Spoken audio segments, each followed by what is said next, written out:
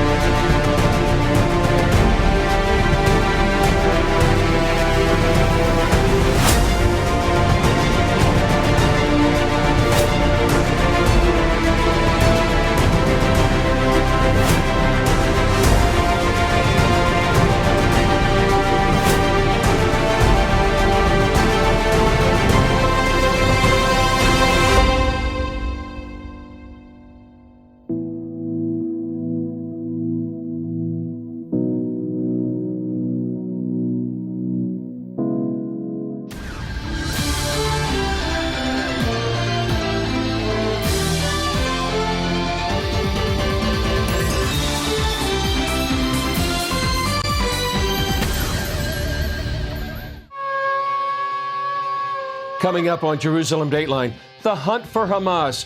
Israeli troops push deep inside Gaza as the ground war intensifies. Meanwhile, thousands of weapons smuggled into the West Bank. Why Israelis fear this terror hotbed is about to erupt. And hope for the Abraham Accords. Why an historic peace between Israel and Saudi Arabia is still on the table. Plus, Israelis prepare to battle Hezbollah in the north. And this Muslim congressional candidate from the U.S. makes a bold stand for Israel. All this and more on this edition of Jerusalem Dateline.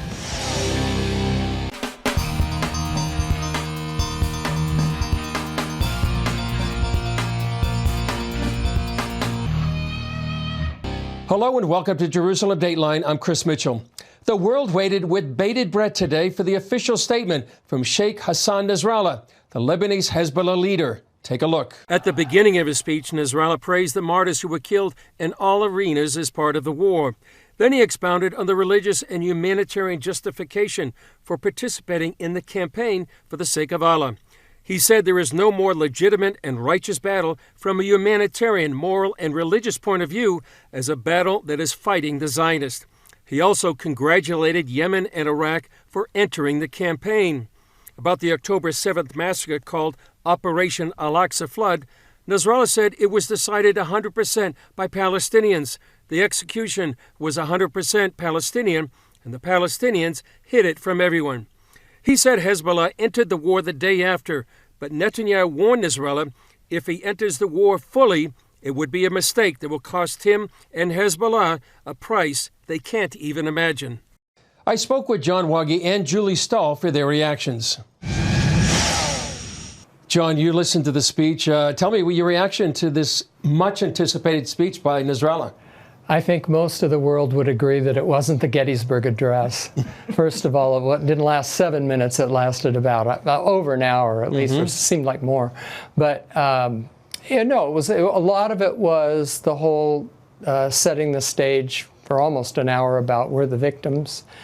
He called the massacre that occurred on October 7th, he called it a sacred moment. And he basically talked about all the victims being Gazan rather than Israeli, be expected. He had a few items looking toward the future, which I think a lot of people were concerned about. Was this going to be a declaration of war? It was not, but there was the suggestion that it could be. And he had, for the United States, he said, if all-out war breaks out, you Americans will pay with your ships, your aircrafts, and your soldiers. To Israel, he said, a civilian for a civilian. To the Arab nations, he said, join with us. Cut your ties, cut your economic ties, cut off all oil exports to Israel. So there was some substance tucked into the long speech. Yeah, Julie, well, some people would say it was a lot of huffing and puffing, I'll blow your house down, but it really wasn't what people had thought could happen, a declaration of war. Yeah, I think, he kind of left all gates open. He said, he was speaking clearly and with ambiguity, and that all scenarios are open. And I don't know how many times he repeated that. And all options are on the table, which it's kind of like he just left it open. It's like, okay, we didn't do maybe full-out war, but if we want to, we can. If we don't want to, we don't have to. Mm-hmm. So, yeah, it was a lot of hot air and a lot of really hijacking to what happened in Israel and saying, oh, no, that was happening to the Palestinians. Yeah. John, he also said that it was a 100% Palestinian effort on October 7th, and they hid it from everybody. So he seems to be distancing the blame from him and Hezbollah. Yes, to an extent, but then he also said right after that on October 8th, the day after, Hezbollah opened up another front here, or to that effect. We joined the war that next day, and because of us, the Israelis weren't able to focus all their forces on Gaza. Yeah. So, he had it both ways. I didn't know anything about it, but we were in it the very next day. Yeah. So, yeah. And Julie Netanyahu said that if Hezbollah and Israel get into the war, they'll pay a price that they'll never forget. Yeah, and I think, that for Israel, it's kind of like all or nothing. So it is, in a way, maybe up to Hezbollah, whether they're entering now or not. Israel would like to get rid of them. With the Palestinian effort, Nasrallah said, this is clearly Palestinian. It's not kind of, because a lot of people are saying Iran is behind this, and, they're just activating their proxies. And Hamas could really care less about Palestinians because they use them as human shields. So, he was trying to say, no, we're for the Palestinians. Yeah. But, yeah. Yeah, and John, Anthony Blinken is here, and we got about a minute left, so he's coming in, he's saying he's actually still talking about a two-state solution. Yeah, he is. But at the same time, it looks as if Prime Minister Netanyahu has rejected the idea of, the ceasefire. I mean, there was a lot of pressure to do a pause, and at least from the outward appearances, it looks like he's holding firm on that. So, two-state solution, I don't think that can, I think it was for the benefit of the media, basically. Yeah, because a two-state solution. People have tried that. I mean, we've gone through this since the mid-1990s. Yeah, almost 30 years. Yeah. And where they've tried to have a two-state solution. And we've reported recently that even Fatah, and especially Fatah, which is the political arm of the Palestinian Authority, is really behind Hamas. So, John, Julie, thanks for your expertise, your analysis. For the last 2 years, Iran has been smuggling thousands of weapons into the West Bank, using a complex network of routes stretching across 4 countries. With Israel's ground invasion in full swing, intelligence officials are worried that terror groups operating from the inside could open a new front in the war. George Thomas has more from Jerusalem.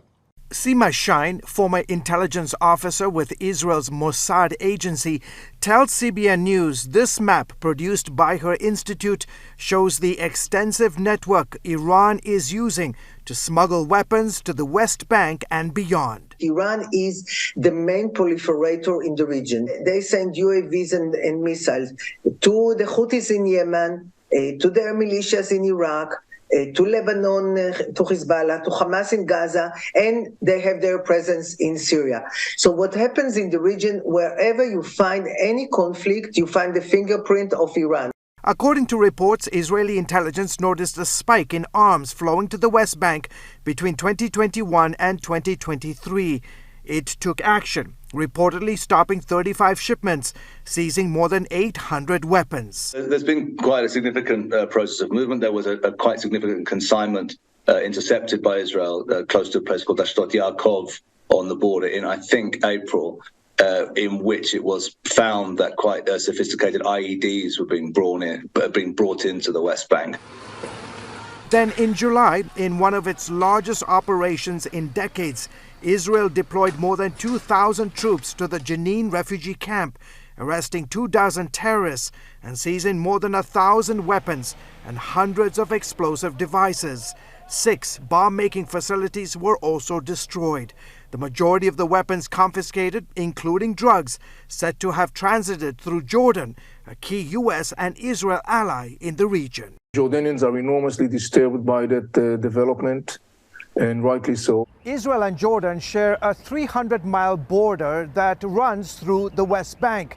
Now, intelligence officials are concerned that Iran is attempting to use Jordan as a key transit point for weapons intended for use by the Palestinian Islamic Jihad terror group, which has base of operation in the West Bank and is close allies with Hamas. The Jordanian made it very clear, particularly in the last months, that they will not stand for that, and they started attacking. Now there's concern Israel could face a new front from terror groups operating inside the West Bank. Yes, there clearly is that potential that these organizations exist. They're heavily armed. They have personnel. They have money. So they have will. So they have the capacity to launch attacks. Since the October 7th attacks, Israeli security services launched multiple raids in Jenin, one of the West Bank's most volatile cities, arresting more than 1,400 terrorists. Last week, the IDF also targeted a terror cell believed to be close to launching an attack.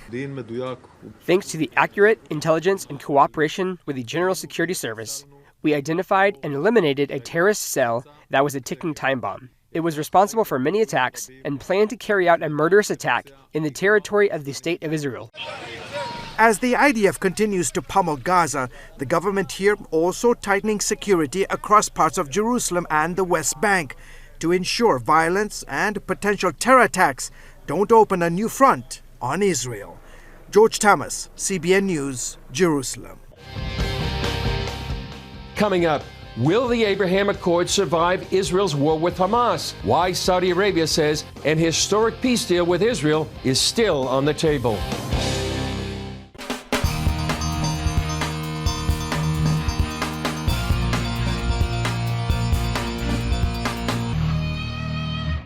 U.S. officials said this week Saudi Arabia was still interested in pursuing a normalization deal with Israel after the war with Hamas is over.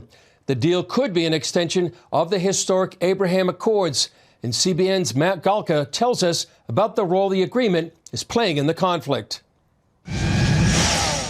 There's still optimism that the Abraham Accords can lead to long-term stability in the region and potentially expand even as the war escalates. The Abraham Accords celebrated its third anniversary in September. The U.S. brokered treaty involving Israel, Bahrain, and the UAE set a goal for expanding diplomatic relations between Israel and Arab nations. The Biden administration continued talks between Israel and Saudi Arabia, with Prime Minister Benjamin Netanyahu addressing the budding relationship at the UN in late September. I believe that we are at the cusp of an even more dramatic breakthrough. An historic peace between Israel and Saudi Arabia.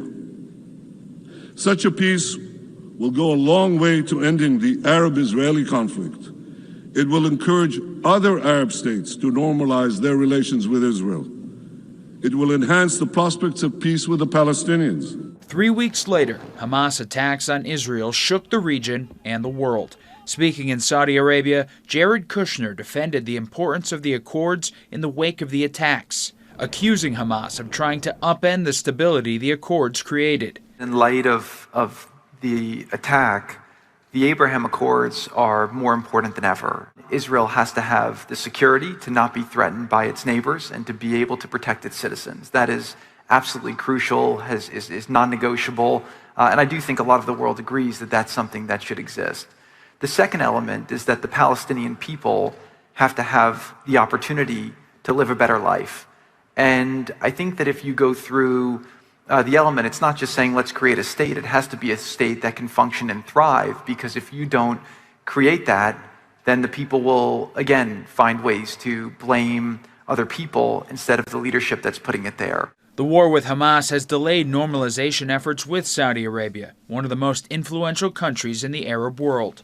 Former Israeli Interior Minister Ayelet Shaked says the prospect for expanded peace with Saudi Arabia remains strong. We need to understand the reality in the Middle East.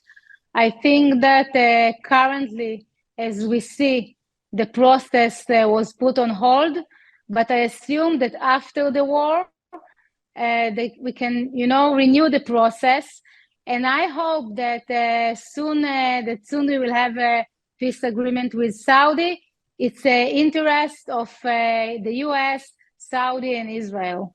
Iran remains a destabilizer in the region, potentially trying to upend any expanded peace talks between Israel and other Arab nations. The Iranians saw that, knew what that would mean. It would basically mean the end or the beginning of the end of the Arab-Israeli conflict more broadly, which means greater unity and stability on that side of the Gulf, which poses a great danger to the Islamic Republic of Iran, which has every interest in destabilizing. The UAE became the first Arab country to directly condemn Hamas, and this week one official released a statement saying that the accords are here to stay, despite the UAE's criticism of certain Israeli military tactics. Matt Gelka, CBN News. Coming up, bustling cities and villages turned into ghost towns. Why Israelis fear it's only a matter of time before their neighborhoods become the next battleground with Hezbollah.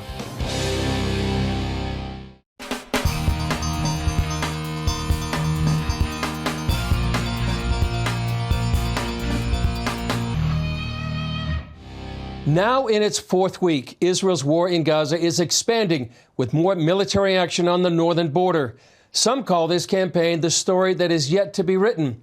CBN Middle East correspondent Julie Stahl has more. Towns and villages here are eerily quiet.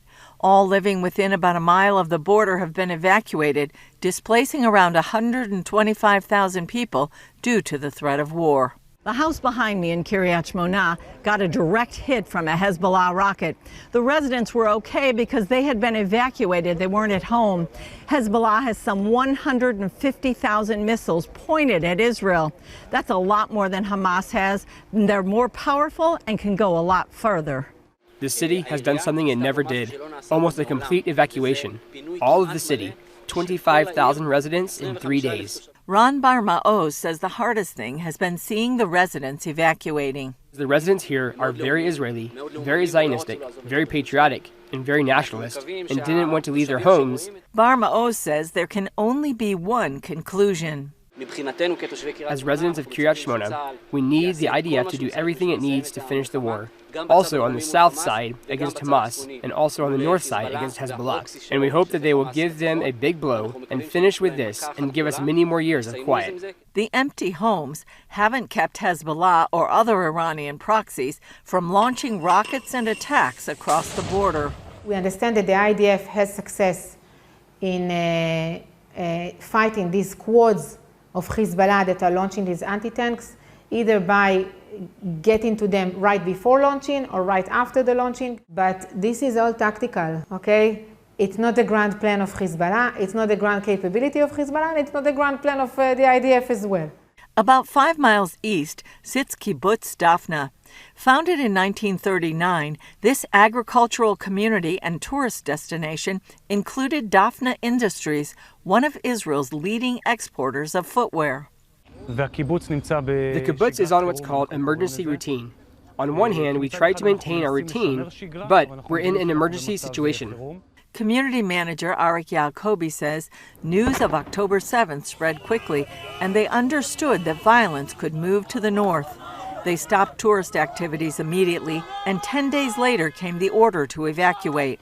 Almost all of the 1,050 members of the kibbutz left, except the security team. We continue milking the cows in the security situation. All the activities are stopped. The hotel is closed, camping is closed. In the orchards, we are almost not picking fruit because of the security threat of firing rockets. Security expert Avi Melamed says while there's been an escalation here, it's not at the height of Hezbollah's capability. Hezbollah is Iran's biggest proxy in the Middle East.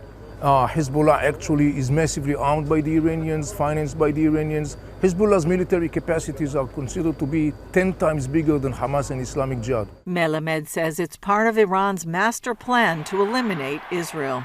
The Iranian regime presents a very serious and severe threat to the Middle East and particularly to the state of Israel, but not only, it's also presenting a very severe threat to the world. The Iranian regime is involved also in terror attacks across the world. He's financing and fueling different terror groups across the Middle East and outside the Middle East. He believes if Israel can put an end to Hamas and Islamic Jihad in Gaza, it would be a very positive development for the people in the Middle East, depriving Iran of one of its major strategic cards.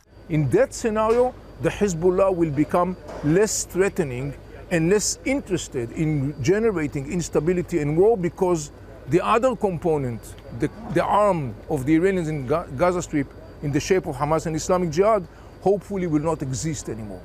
After the attack in the south, Yacobi says Israelis just want to feel safe and secure again in their own homes. My hope is that my children can continue to live here in peace and quiet, and also they can raise their children here in peace and quiet. The residents of Daphna will return to their home, without fear that, God forbid, it would happen to them like it happened to the residents of the south. Julie Stahl, CBN News, Kiryat Shmona and Kibbutz Daphna. Still ahead, a Muslim congressional candidate from the U.S. makes a bold stand for Israel. Why she's vowing to battle anti-Semitism and terrorism in America.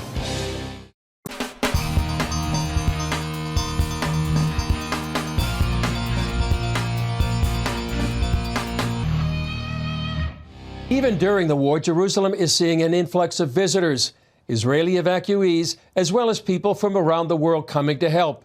Among them this week, an Iraqi Muslim running for the U.S. House of Representatives.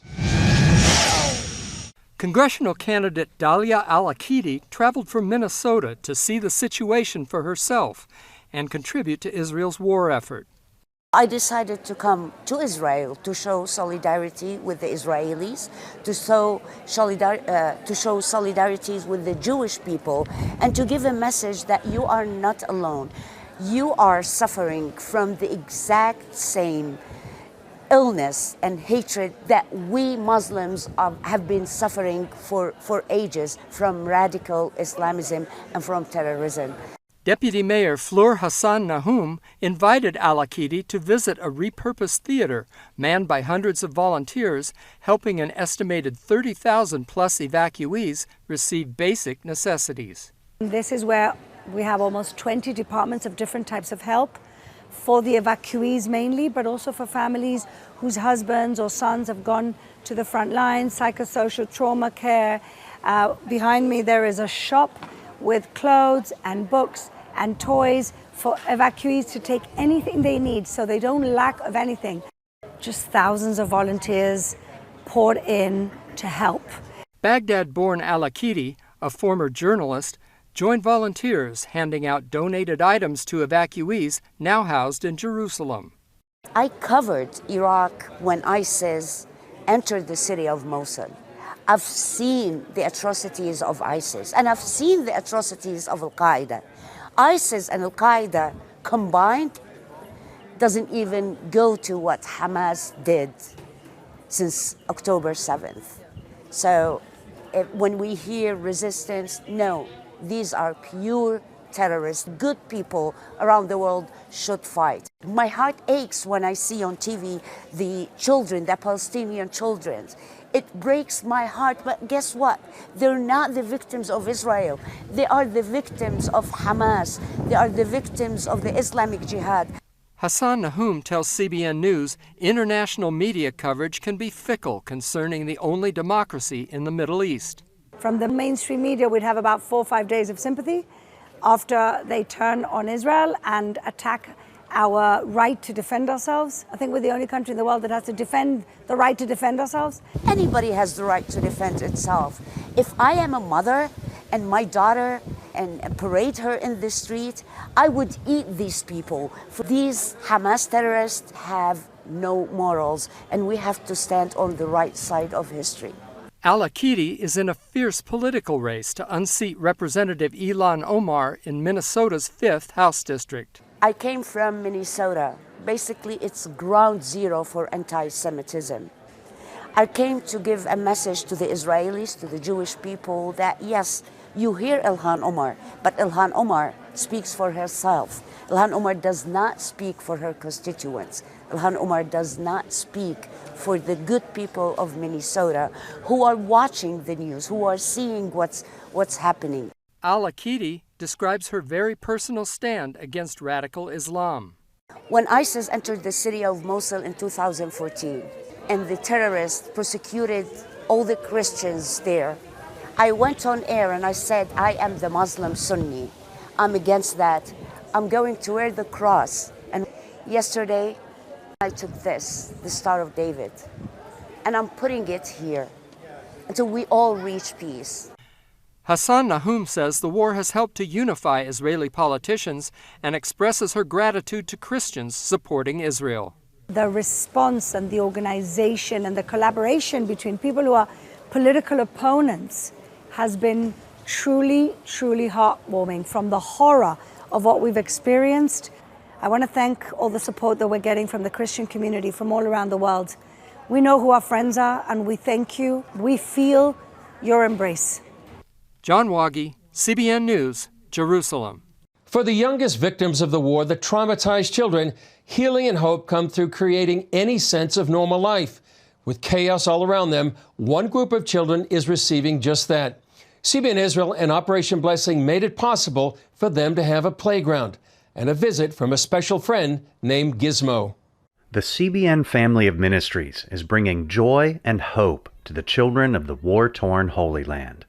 Operation Blessing is supporting the families that are in this hotel, creating a space, what used to be the deck at the hotel, we're transforming it into a space, a playground for the children, so that they can start playing again, they can start healing from the trauma of war. We also sponsored a play day with a special appearance by Superbook's Gizmo. At the hotel where we're housing many families, we've started a school and provided the teachers and kids there with school supplies and toys. Thanks to you, these children have an opportunity to learn and to heal. And it brings the community back together, it helps the kids get back to their normal lives. But when they play, when they interact together, that's the best thing they can do right now. So it's really nice. Thank you very much. Well, that's all for this edition of Jerusalem Dateline. Thanks for joining us. You can access our daily war updates on Facebook and YouTube. And remember to pray for the peace of Jerusalem and the return of all the hostages from Gaza. I'm Chris Mitchell. We'll see you next time on Jerusalem Dateline.